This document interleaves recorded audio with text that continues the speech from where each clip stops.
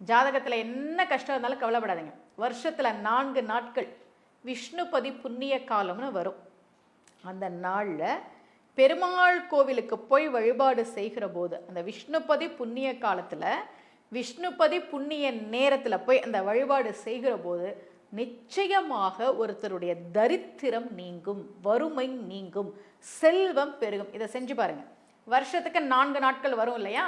அந்த 4 நாட்கள் என்னென்னு சொல்கிறேன். வைகாசி 1, ஆவணி 1, கார்த்திகை 1, மாசி 1. இந்த 4 நாட்கள் தான் விஷ்ணுபதி புண்ணிய காலம். என்னென்ன? வைகாசி 1, ஆவணி 1, கார்த்திகை 1, மாசி 1. அன்னைக்கு நள்ளிரவு 1:30 மணிலிருந்து காலையில் 10:30 மணி வரைக்கும் விஷ்ணுபதி புண்ணிய காலம். இப்போது இரவு 2 மணி 3 மணிக்கெலாம் எந்த கோயிலும் திறக்க மாட்டாங்க இல்லையா? அப்போ நீங்கள் என்ன பண்ணுங்க, இப்போ வைகாசி 1 அல்லது கார்த்திகை 1 அல்லது மாசி 1, அடுத்து ஆவணி 1 வரப்போகுது. அன்னைக்கு இந்த வழிபாடெல்லாம் நீங்கள் பண்ணணுன்றதுக்காக இதை நான் உங்களுக்கு சொல்கிறேன். இப்போ காலையில் 5:30 மணிக்கு கோவில் திறக்கிறாங்க, 6 மணிக்கு கோவில் திறக்கிறாங்கன்னா எந்த நேரத்துக்கு கோவில் திறப்பாங்களோ அந்த நேரத்துக்கு நீங்கள் போங்க. பெருமாள் கோவிலுக்கு தான் போகணும். ஏன்னா இது விஷ்ணுபதி புண்ணிய காலம். பெருமாள் கோவிலுக்கு தான் போகணும். பெருமாள் சங்கு சக்கரதாரியாக இருக்கிற கோவிலுக்கு போகணும். பெருமாள் கையில் சங்கு சக்கரம் இருக்கான்னு பாருங்க. அந்த பெருமாள் கோவிலுக்கு போய், கோவிலில் எப்போ நடத்திருப்பாங்கன்றதெல்லாம் நீங்கள் பார்த்துக்கோங்க. அந்த நேரத்துக்கு போய், ஏன்னா காலைல 10:30 மணி வரைக்கும் தான் விஷ்ணுபதி புண்ணிய காலம். 10:30 மணியோட முடியுது. கையில் 27 பூ எடுத்துக்கோங்க. எந்த பூவாக வேணால் இருக்கலாம், ரோஜா பூவாக இருக்கலாம், மல்லிகை பூவாக இருக்கலாம், எதா வேணால் இருக்கலாம். 27 பூ கையில் எடுத்துக்கோங்க. அந்த கொடிமரம் இருக்கும், எப்படியும் கருவறைக்கு முன்னாடி கொடிமரம்லாம் இருக்கும் இல்லையா? அந்த கொடிமரத்திட்ட நின்று முதல்ல பெருமாளை கும்பிடுங்க. பெருமாளை கும்பிட்டுட்டு அந்த கொடிமரத்தோடு சேர்த்து கருவறை பிரகாரத்தை சுற்றி வளம் வாங்க.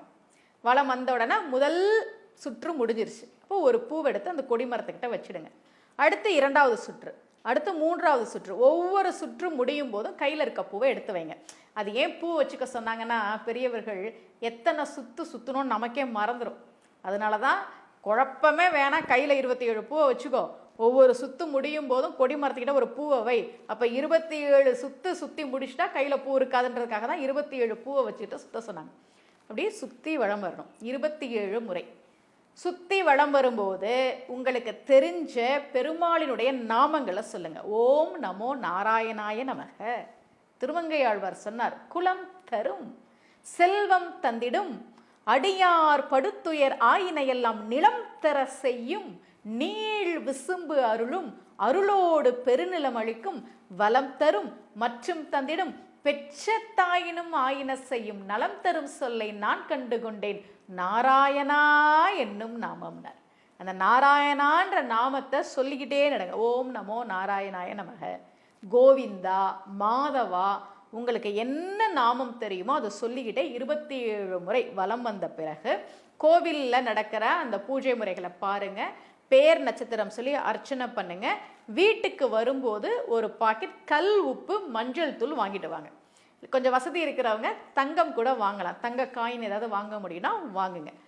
அந்த அளவுக்கு வசதி இல்லைன்னா பெருமாள் கோவிலில் போய் 27 சுற்றி வழிபாடு செய்த பிறகு வீட்டுக்கு வரும்போது ஒரு பாக்கெட் கல் உப்பு மஞ்சள் தூள் வாங்கிட்டு வந்து பூஜை ரூமில் வைங்க. வருஷத்துக்கு 4 நாட்கள் விஷ்ணுபதி புண்ணிய காலம் வரும் இல்லையா? இந்த 4 நாட்களும் இந்த வழிபாடை நீங்கள் செய்தீர்கள் என்றால் அடுத்த வருஷத்துலேருந்து ஒரு மிகப்பெரிய முன்னேற்றத்தை நீங்கள் பார்ப்பீங்க. நகையெல்லாம் அடகுல இருக்கே, என்ன பண்ணுறதுன்னு தெரியலையே, நிறைய கடன் இருக்கே, என்ன பண்ணுறதுன்னு தெரியலையே, பணம் சேரவே மாட்டேன்தே, எவ்வளவு சம்பாதிச்சாலும் செலவாயிட்டே இருக்கே, இப்படியெல்லாம் கவலைப்படுறவங்க இந்த விஷ்ணுபதி புண்ணிய கால வழிபாடு பண்ணுங்க.